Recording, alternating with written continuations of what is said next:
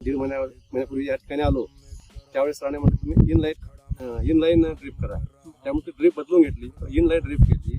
त्या सरांमध्ये मल्चिंगचा प्लॅन नव्हता आणि सरांमध्ये मल्चिंग असल्याच्या नंतरचा आणि बिगर मल्चिंगचा त्याच्यामध्ये जमीन असण्याचा फरक आहे. डबल लाईन ड्रिपरचा एवढा फरक आहे, तुमची पूर्ण झाडाची दोन्ही बाजू सारख्या भिजल्या जातात. सारख्या भिजल्यामुळं त्या मुळ्या तुमच्या पाण्याकडे धावतात.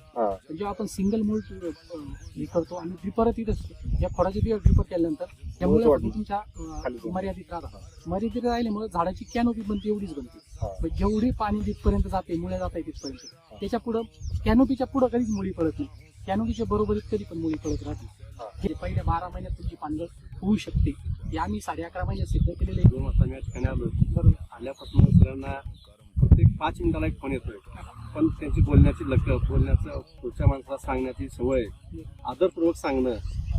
प्रत्येक जण असं भेटतात पण त्यांचं प्रत्येकाचा कॉल उचलणं, समाधान होईल असं बोलणं, ही त्यांची सवय आम्हाला एकदम जास्त भावली. त्यामुळं आम्ही आता आनंदित झालो. मला डाळिंब आणि द्राक्ष मला किती वर्ष अनुभव? 7 ते 8 वर्ष अनुभव. आता एवढ्या लांबनं 200, 250, 300 किलोमीटरवरनं संगमनेरला आपल्या तिथं गुटी घ्यायला आलेली. तर प्लॉट मध्ये तुम्ही कसा फरक कसा जाणवला किंवा प्लॉट चांगला का वाटला तुम्हाला की गुटी घ्यावी?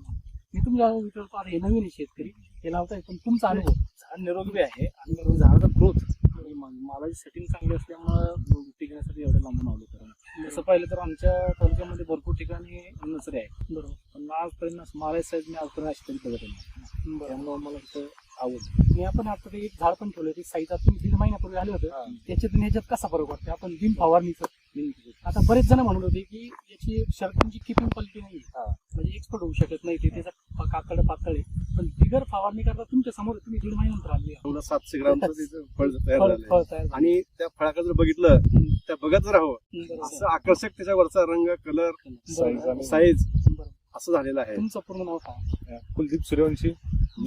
ऍग्रिकल्चर. माझं स्वतः BSc ऍग्रिकल्चर झालं आणि आता आमचा फर्स्ट टाइम सरांचा युट्यूबला व्हिडिओ बघूनच आम्ही त्यांना कॉन्टॅक्ट केला. युट्यूबला जे बघितलं तुम्ही इथे बघितलं 100% त्याच्यामध्ये. म्हणजे आम्ही ते सरांना आम्ही तुमचा व्हिडिओ लगेच त्यांना पाठवला मी. मग आम्ही परत तुमच्यासोबत कॉन्टॅक्ट करून ऑलरेडी मी ह्याचे व्हिडिओ पाहिले. लागणीला तुम्ही त्या पद्धतीने नियोजन करा, त्याच पद्धतीत माझं नियोजन आहे. मी माझं वेगळं सांगतो, तुमचं वेगळं सांगतो. आपण ते ड्रिपर पण त्याचप्रमाणे सांगतो की ही जी कॅनोपी याच्या खालीच तुमची ड्रिपरची लाईन आली पाहिजे, ही जी लाईन. कारण ज्या तुमच्या तंतुमुळे असतात, ज्या प्रत्येक 21 दिवसाला अन्नाचं अपटेक करतात, त्या इथं असतात. आणि तुमचा फ्युजोरियम फायटोप्टेरा आणि जे कॉलर रॉट आहे हा तुमच्या खोडाला पाणी लागल्यामुळे जास्त होतो. आणि त्याच्यामुळे आपल्याला माझ्या याच्यामध्ये मरीचं झाड अजिबात नाही.